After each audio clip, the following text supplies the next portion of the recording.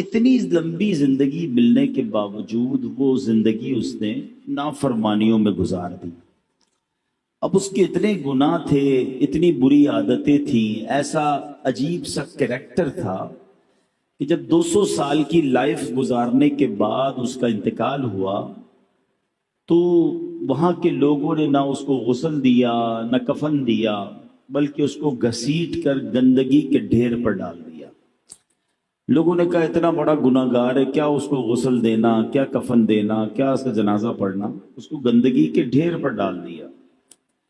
ادھر بنی اسرائیل نے تو یہ کام کیا، مگر حضرت موسیٰ علیہ نبینا علیہ الصلوۃ والسلام پر وحی نازل ہوئی، اے موسیٰ ہمارے ایک بندے کا انتقال ہو گیا ہے، اب جائیے جا کر اس کا جنازہ پڑھیے، اسے کفن دیجئے، اسے غسل دیجئے.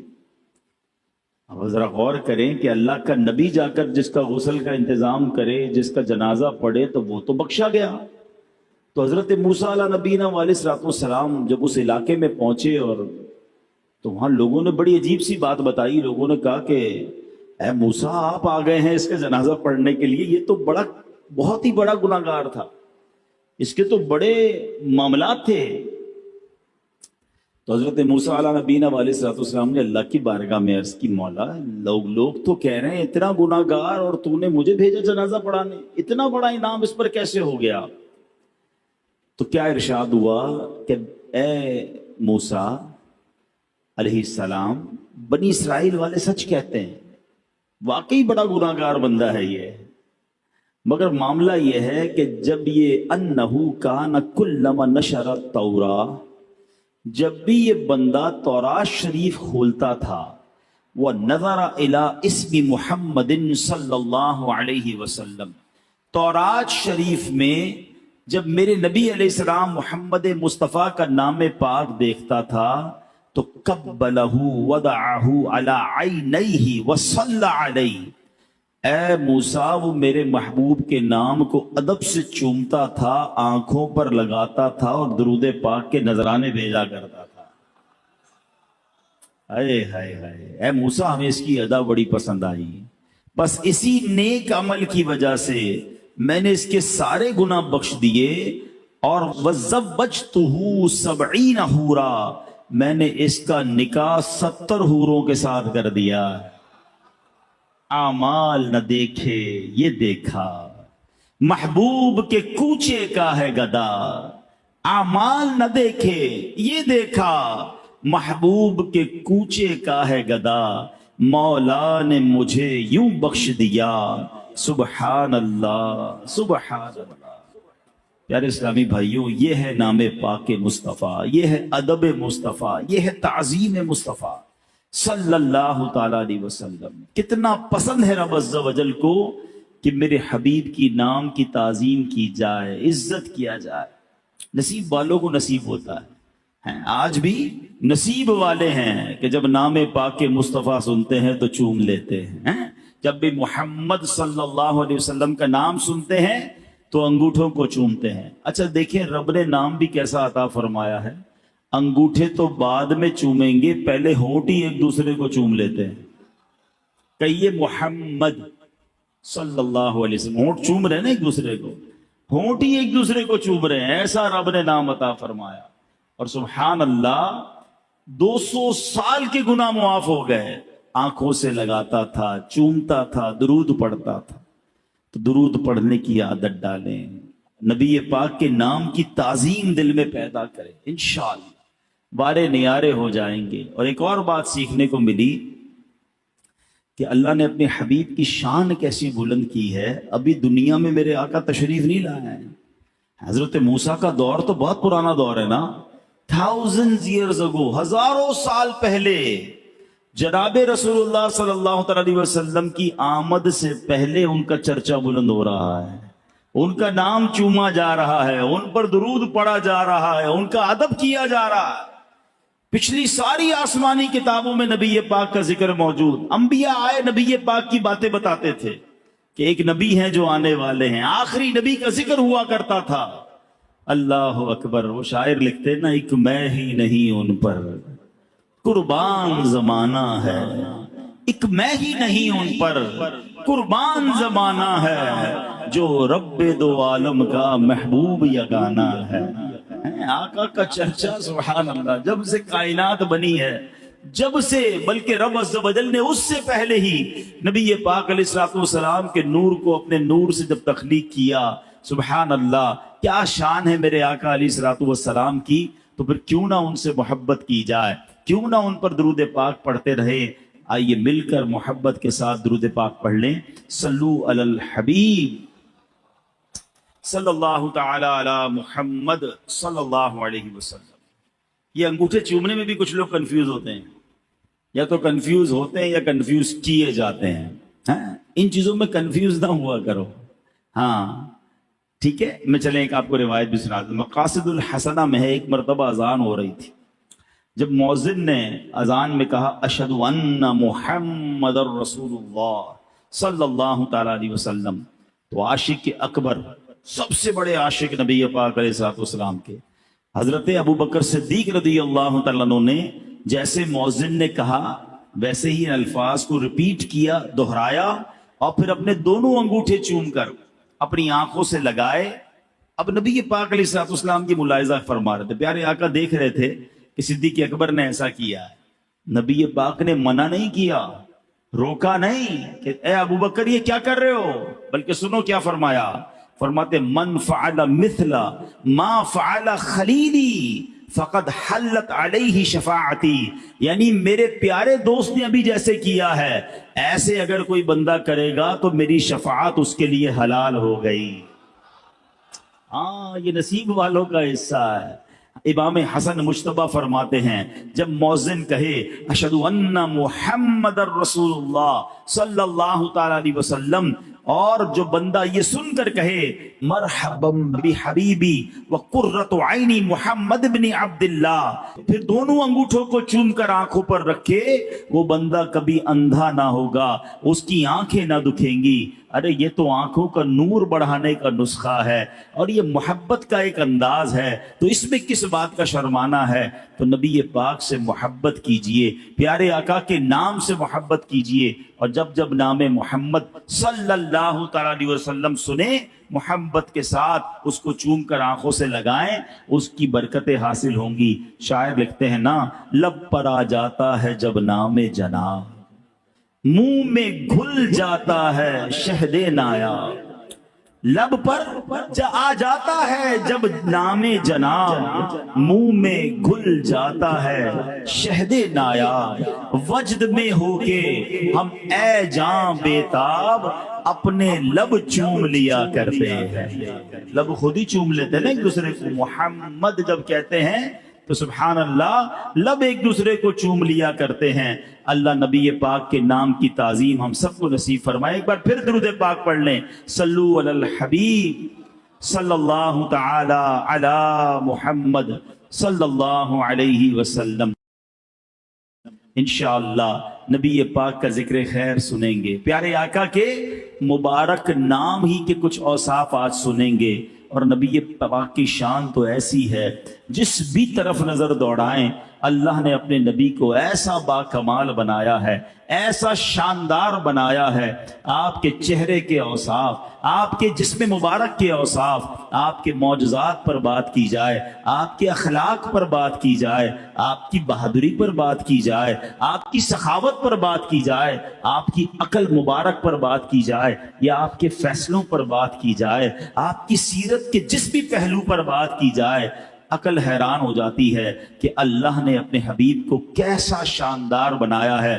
وہ پنجابی شاعر لکھتے ہیں نا، ایڈا سونا نبی کوئی دنیا تے آیا نہیں، یار ایہو جیا کوئی رب نے بنایا نہیں، لوح بھی تو قلم بھی تو تیرا وجود الکتاب، گنبد آبگین رنگ تیرے محیط میں حباب، عالم آب و خاک میں تیرے ظہور سے فروغ، ذرہ ریگ کو دیا تو نے طلوع آفتاب۔ ذرا اس مصرے کو سمجھیے گا، ذرہ ریگ کو دیا، ذرہ ریگ یعنی ریگستان کا ایک ذرہ ہے، اتنی ساری ریت ہوتی ہے ریگستان میں، مگر اس ذرہ ریگ کو اگر نبی پاک سے نسبت ہو جائے تو وہ طلوع آفتاب بن جاتا ہے۔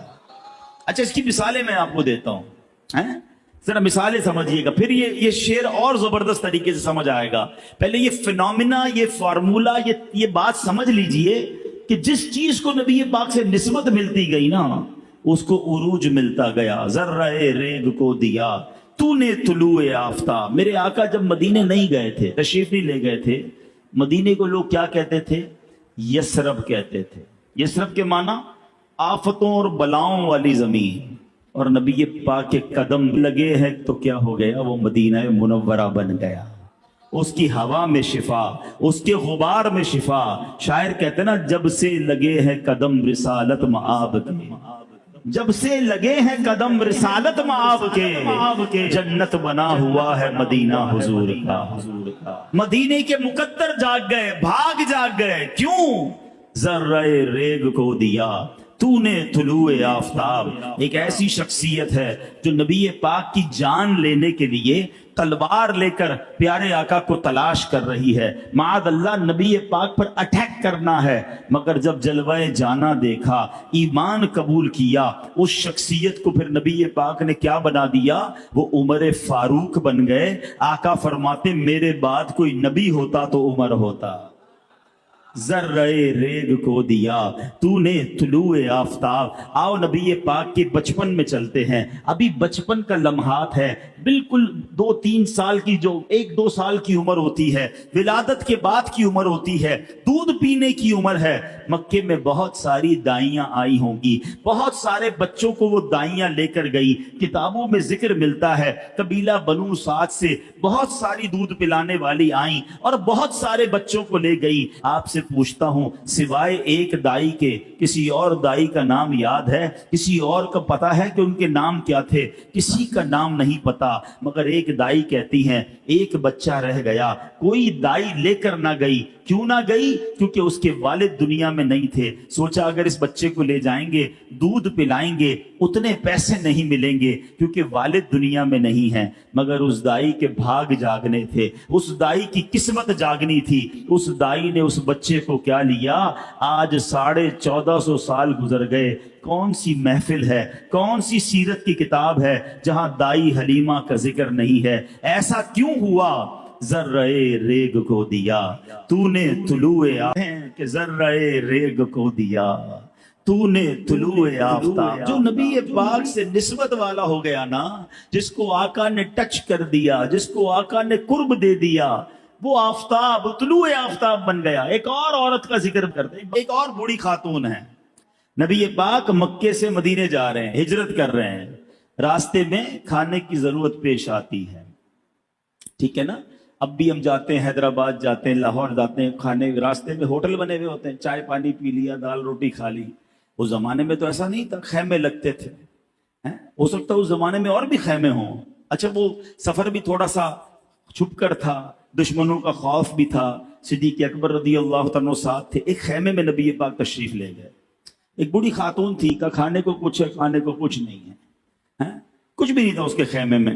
تو نبی پاک نے دیکھا ایک ایسی لاغر سی بکری ہے جو بالکل جس کو کہتے ہیں سوکھی ہوئی۔ آقا نے فرمایا میں اس کا دودھ نکال لوں؟ کہ حضرت کافی عرصہ ہوا اس نے دودھ دینا چھوڑ دیا ہے۔ نبی پاک نے فرمایا مجھے اجازت دے دو، میں نکال لیتا ہوں۔ تو ٹھیک ہے آپ نکال سکتے تو نکال لیں۔ نبی پاک نے ہاتھ پھیرا، بسم اللہ پڑھ کر اس کے تھنوں میں دودھ آ گیا۔ دودھ دویا، پیارے آقا نے دودھ پیا، صدیق اکبر نے دودھ پیا، غلام اور ساتھ تھا اس نے بھی دودھ پیا۔ اس خاتون کے خیمے میں جتنے برتن سے تبھی دودھ سے بھر گئے ہیں۔ ان کے شوہر واپس آئے، کہتے اے ام معبد، ان کا نام تھا ام معبد، وہ شوہر کا نام کیا تھا؟ ابو معبد۔ کہتے اے ام معبد، یہ ہمارے خیمے کی حالت کیسے بدل گئی؟ وہ کہتی ایک مبارک ہستی آئی تھی، نام بھی نہیں پتا تھا انہیں نبی پاک کا، ان کا ایک مبارک ہستی آئی تھی، بڑا حسین چہرہ تھا، بڑا نرالا چہرہ تھا، وہ آئے ہمارے بھاگ جگا کر چلے گئے۔ آپ کو پتہ ہے حضرت ام معبد نے نبی پاک کا ایک حلیہ بیان کیا۔ ہاں یہ علماء بیٹھے ہیں، ہر سیرت نگار نے جب نبی پاک کا حلیہ لکھا نا، حدیث کی کتابوں میں، سیرت کی کتابوں میں، اس خیمے والی کے الفاظ ضرور لکھے جاتے ہیں، کیونکہ اس شاندار انداز میں موتیوں کی مانند اس نے نبی پاک کا ذکر کر دیا کہ سبحان اللہ، آج 1450 سال گزر گئے ہیں، جب جب نبی پاک کا حلیہ بیان کیا جاتا ہے معبد کا ذکر ضرور کیا جاتا ہے۔ ارے اس راستے میں بڑے خیمے تھے، بڑے خیمے والیاں اور والے ہوں گے، ہم کسی کو نہیں جانتے ہیں تو معبد کو جانتے ہیں۔ کیوں جانتے ہیں؟ کہ ذرہ ریگ کو دیا تو نے طلوع آفتاب۔ آج ایک بات سمجھ جائیے کہ ان کے جو غلام ہو گئے، وقت کے امام ہو گئے، نام لیوا ان کے جو ہوئے، ان کے اونچے نام ہو گئے۔ اگر آپ آج بھی یہ منظر دیکھنا چاہتے ہیں، ہاں آج بھی اگر آپ یہ منظر دیکھنا چاہتے ہیں نا، آپ علماء کی فہرست اٹھائیے، آپ نعت خوانوں کی فہرست اٹھائیے، جو نبی پاک کی شان بیان کرنے والے ہیں، جو عشق رسول بیان کرنے والے ہیں، جو نبی پاک کی سچی محبت بیان کرنے والے ہیں، اللہ آج بھی ان کے ناموں کو عروج عطا فرماتا ہے۔ آج بھی دنیا والے ان سے پیار کرتے ہیں۔ کیوں؟ ان کے جو غلام ہو گئے، وقت کے امام ہو گئے، نام لیوا ان کے جو ہوئے، ان کے اونچے نام ہو گئے۔ تو بات یہ ہے کہ اگر اپنی عزت بنانی ہے تو نبی پاک کی عزت کی بات کرنا شروع کر دو، سرکار کے چرچے کو بلند کرنا شروع کر دو۔ میرا نام کرے گا روشن، دو جگ میں نام تمہارا۔ کاش یہ بات ہمیں سمجھ آ جائے۔ اور سبحان اللہ، جب غور کیجئے کہ جس نبی علیہ الصلوۃ والسلام کے نام کی برکت اتنی ہے، ان کی ذات کا عالم کیا ہوگا۔ اب بات کر رہے ہیں ہم نام محمد کی، ٹھیک ہے؟ یاد رہے کہ نبی پاک علیہ الصلوۃ والسلام کی شانوں میں سے ایک شان یہ بھی ہے کہ مواہب اللدنیہ میں ہے کہ نبی پاک علیہ الصلوۃ والسلام کے وہاں پر 800 نام لکھے ہوئے، ٹھیک ہے؟ اعلیٰ حضرت نے جب تحقیق کی، ریسرچ کی، تو آپ فرماتے مجھے 1400 نام ملے ہیں۔ مزید فرماتے یہ میرے علم میں آ گئے ہیں، ورنہ نبی پاک علیہ الصلوۃ والسلام کے ناموں کی گنتی ممکن نہیں ہے۔ حضرت کعب الاحبار رضی اللہ تعالیٰ عنہ نے بڑی کمال کی ایک تحقیق لکھی ہے، سنتے جائیے اور جھومتے جائیے۔ وہ کہتے ہیں اہل جنت کے ہاں آپ کا نام پاک عبد الکریم ہے، اہل دوزخ کے ہاں عبد الجبار ہے، اہل عرش کے ہاں عبد الحمید ہے، فرشتوں کے ہاں عبد المجید ہے، انبیاء کرام علیہ الصلوۃ والسلام کے ہاں عبد الوہاب ہے، جنات کے ہاں عبد الرحیم ہے، پہاڑ آپ کو عبد الخالق کہتے ہیں، خشکی میں آپ کا نام عبد القادر ہے، سمندروں میں آپ کو عبد المہیمن کہا جاتا ہے، مچھلیاں آپ کو عبد القدوس کہتی ہیں، وحشی جانور آپ کو عبد الرزاق کہتے ہیں، شیطانوں کے ہاں آپ کا نام عبد القہار ہے، درندے جو چیڑ پھاڑ کرنے والے جانور ہیں آپ کو عبد السلام کہتے ہیں، چوپائے آپ کو عبد المؤمن کے نام سے پہچانتے ہیں، پرندے آپ کو عبد الغفار کے نام سے پکارتے ہیں۔ اللہ پاک کے ہاں آپ کا نام مبارک طٰہٰ ہے، اور مومنوں کے ہاں سب سے مشہور و معروف نام محمد ہے، اور آپ کی کنیت ابو القاسم ہے، کیونکہ آپ جنت تقسیم کرنے والے ہیں۔ نبی پاک کا نام محمد صلی اللہ علیہ وسلم 4 جگہ آیا۔ پارہ 4 سورہ آل عمران آیت نمبر 144، پارہ 22 سورہ احزاب آیت نمبر 40 میں، پارہ 26 سورہ محمد آیت نمبر 2 میں، پارہ 26 سورہ فتح آیت نمبر 29 میں۔ ایک پیاری سی آیت سنو کس انداز میں رب نبی پاک کے نام کو بیان فرما رہا ہے۔ قرآن فرماتا ہے بسم اللہ الرحمن الرحیم، ما کان محمد ابا احد من رجالکم ولکن رسول اللہ وخاتم النبیین وکان اللہ بکل شیء علیما۔ ترجمہ کنز العرفان، محمد تمہارے مردوں میں کسی کے باپ نہیں ہیں، لیکن اللہ کے رسول ہیں اور سب نبیوں کے آخر میں تشریف لانے والے ہیں، اور اللہ سب کچھ جاننے والا ہے۔ یعنی قرآن سے یہ عقیدہ ثابت ہے کہ اللہ کے نبی یہ سب سے آخری نبی ہیں، یہ خاتم النبیین ہیں۔ رب نے انہیں قرآن میں فرمایا ہے، سبحان اللہ۔ تو یاد رکھیے، جس طرح اللہ کو ایک ماننا ضروری ہے، ہمارا ایمان مکمل نہیں ہوتا، اسی طرح جناب رسول اللہ صلی اللہ علیہ وسلم کو اللہ کا رسول اور آخری نبی ماننا ضروری ہے۔ خوبصورت نعرے امیر اہل سنت نے عطا فرمائے، خود بھی لگاتے رہا کریں، اپنے بچوں کو سکھائیں، اپنی نسلوں کو بتائیں کہ محمد مصطفیٰ سب سے آخری نبی، احمد مجتبی سب سے آخری نبی، آمنہ کا لاڈلا سب سے آخری نبی، شاہ ہر دو سرا سب سے آخری نبی، تاجدار انبیاء سب سے آخری نبی ہے حبیب کبریا، سب سے آخری نبی، عقیدہ سب صحابہ کا، سب سے آخری نبی، عقیدہ اہل بیت کا، سب سے آخری نبی۔ اچھا سبحان اللہ۔ ایک اور خوبصورت بات سن لو کہ نام محمد میں بھی عقیدہ ختم نبوت بیان ہوا ہے۔ ہاں، اسی نام میں یہ عقیدہ بھی موجود ہے، ذرا تسلی سے سمجھیے گا۔ علماء نے بڑا پیارا نقطہ بیان فرمایا۔ علماء کہتے ہیں کہ لفظ محمد جو ہے نا وہ حمد سے بنا ہے، ٹھیک ہے، اور حمد سب سے آخر میں کی جاتی ہے۔ ہم کھانا کھا کر کیا کہتے ہیں؟ الحمدللہ۔ پانی پی لیتے ہیں، پھر کیا کہتے ہیں؟ الحمدللہ۔ کوئی بھی کام ہو جائے اس کے بعد حمد کیا جاتا ہے، یہاں تک کہ اللہ پاک نے اہل جنت سے متعلق فرمایا کہ وآخر دعواہم ان الحمد للہ رب العالمین۔ آسان ترجمہ قرآن کنز العرفان، اور ان کی دعا کا خاتمہ یہ ہے کہ تمام تعریفیں اس اللہ کے لیے ہیں جو تمام جہانوں کا پالنے والا ہے۔ تو معلوم ہوا کہ حمد آخر میں ہی کی جاتی ہے۔ تو اب پچھلے سارے نبیوں کے نام دیکھ لیں، کسی کا نام محمد نہیں تھا۔ سبحان اللہ، کیونکہ ابھی تو سلسلہ نبوت جاری تھا نا۔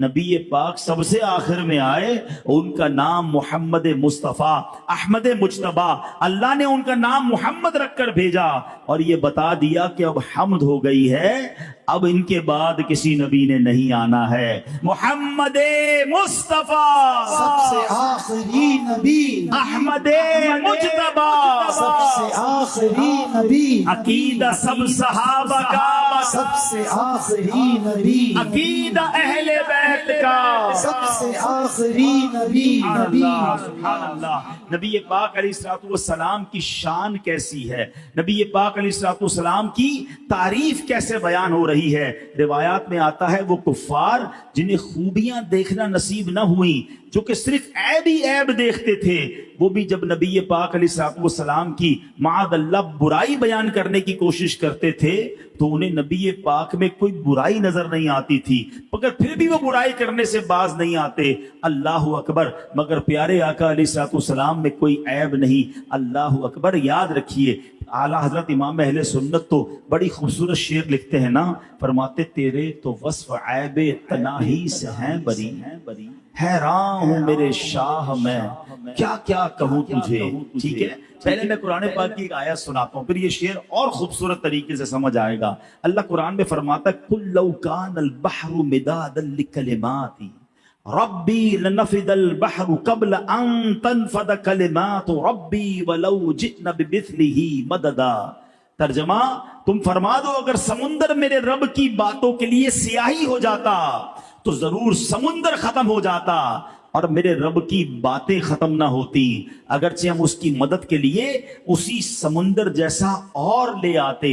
اب اس آیت کریمہ میں لفظ کلمات سے کیا مراد ہے، رب کی باتوں سے کیا مراد ہے، مفسرین کرام کے مختلف اقوال ہیں۔ شیخ عبدالحق محدث دہلوی رحمۃ اللہ تعالی علیہ اس آیت کے تحت فرماتے ہیں کہ اہل تحقیق کے نزدیک رب کے کلمات سے مراد जनाब रसूलुल्लाह सल्लल्लाहु अलैहि वसल्लम हैं। अब आयत करीमा का मतलब क्या बनेगा?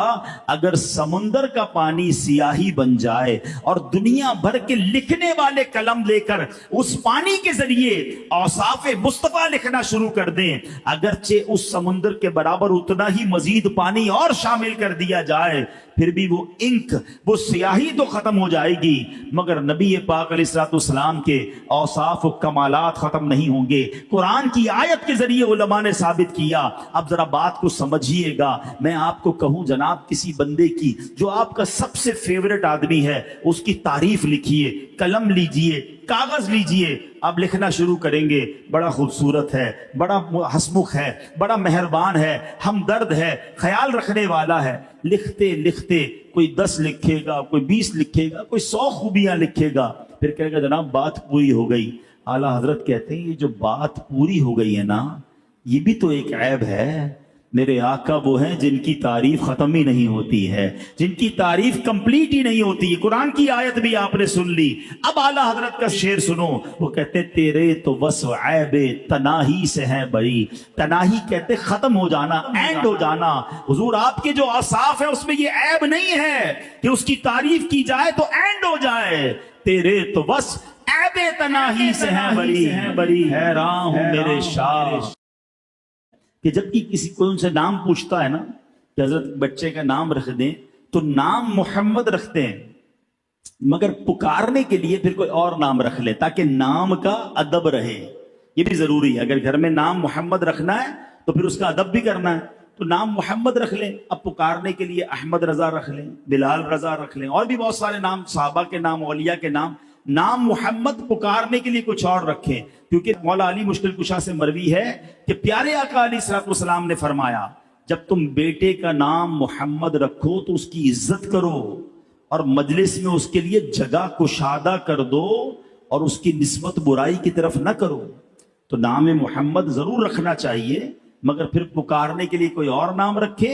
इंशाअल्लाह उस बच्चे के नाम की बरकत से आपको भी बरकतें नसीब होंगी।